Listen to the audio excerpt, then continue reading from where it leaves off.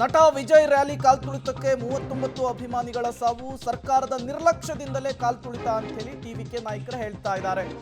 ಸರ್ಕಾರ ಪೊಲೀಸರು ಸೂಕ್ತ ಕ್ರಮವನ್ನು ವಹಿಸಿದ್ರೆ ಈ ದುರಂತ ಆಗ್ತಿರ್ಲಿಲ್ಲ ಅಂತ ಹೇಳ್ತಿದ್ದಾರೆ. ಸಿಎಂ ಸ್ಟಾಲಿನ್ ಸರ್ಕಾರದ ನಿರ್ಲಕ್ಷ್ಯವೂ ಕೂಡ ಕಾರಣ ಅಂತ ಹೇಳಿ ಟಿವಿಕೆ ತಮಿಳಿಗ ವೆಟ್ರಿ ಕಳಗಂ ಹೇಳ್ತಾ ಇರುವಂಥದ್ದು, ಆ ಪಕ್ಷದ ನಾಯಕರುಗಳೇ ಹೇಳ್ತಾ ಇರುವಂಥದ್ದು.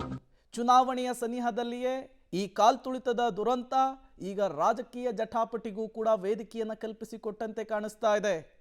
ಒಂದು ದೊಡ್ಡ ಮಟ್ಟದಲ್ಲಿ ಸಮಾವೇಶವನ್ನು ಮಾಡೋದಕ್ಕೆ ಸರಿಯಾದ ವ್ಯವಸ್ಥೆ ಮಾಡಿಲ್ಲ ಅನ್ನೋದು ಗೊತ್ತಾಗ್ತಾ ಇದೆ. ನಿರ್ಲಕ್ಷ್ಯವೂ ಕೂಡ ಎದ್ದು ಕಾಣಿಸ್ತಾ ಇದೆ.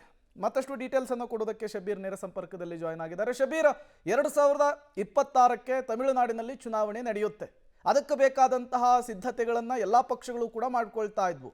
ಇಂತಹ ಸಂದರ್ಭದಲ್ಲಿ ಈ ದುರಂತ ರಾಜಕೀಯ ಜಟಾಪಟಿಗೆ ವೇದಿಕೆಯನ್ನು ಕಲ್ಪಿಸಿಕೊಡ್ತಾ ಇದೆಯಾ ಅಂಥೇಳಿ ಒಬ್ಬರಿಗೊಬ್ಬರು ಆರೋಪ ಪ್ರತ್ಯಾರೋಪದಲ್ಲಿ ಬ್ಯುಸಿ ಆಗಿರೋದನ್ನು ನೋಡಿದ್ರೆ ಪ್ರೇಮ್, ಅದರಲ್ಲಿ ಯಾವುದೇ ರೀತಿಯಾದಂಥ ಅನುಮಾನಗಳು ಬೇಡ.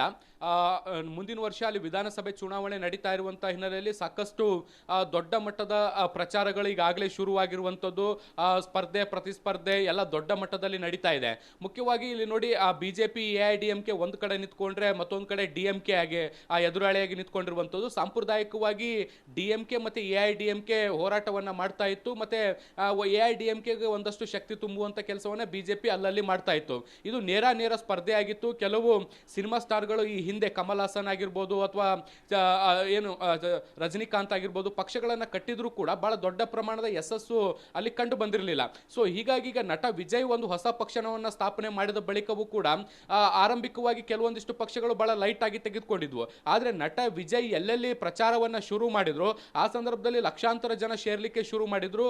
ಇದು ಅಲ್ಲಿರುವಂಥ ರಾಜಕೀಯ ಪಕ್ಷಗಳ ಒಂದಷ್ಟು ಆತಂಕಕ್ಕೆ ಕಾರಣ ಆಗಿತ್ತು. ಮುಖ್ಯವಾಗಿ ನಾವು ಗಮನಿಸೋದಾದ್ರೆ ನಟ ವಿಜಯ್ ಅವರ ಪಕ್ಷದ ಲೋಗೋ ಮತ್ತೆ ಲಾಂಛನ ಮತ್ತೆ ಧ್ವಜವನ್ನ ಬಿಡುಗಡೆ ಮಾಡಬೇಕಾದಂತ ಸಂದರ್ಭದಲ್ಲೂ ಕೂಡ ದೊಡ್ಡ ಪ್ರಮಾಣದ ಜನ ಸೇರಿದ್ರು.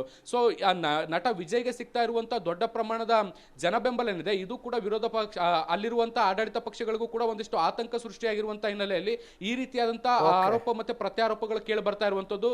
ಒಂದ್ ಕಡೆ DMK ನಾಯಕರು ಹೇಳ್ತಾರೆ ನಟ ವಿಜಯನ ಬಂಧಿಸಬೇಕು ಅಂತ, ಮತ್ತೊಂದು ಕಡೆ TVK ಪಕ್ಷದ ನಾಯಕರು ಹೇಳ್ತಾರೆ ಆಡಳಿತ ಪಕ್ಷದ ತಪ್ಪು ಅನ್ನುವಂಥದ್ದು. ಇದು ರಾಜಕೀಯ ಹೇಳಿಕೆಗಳು ಬಂದೇ ಬರುತ್ತೆ ಪ್ರೇಮ್.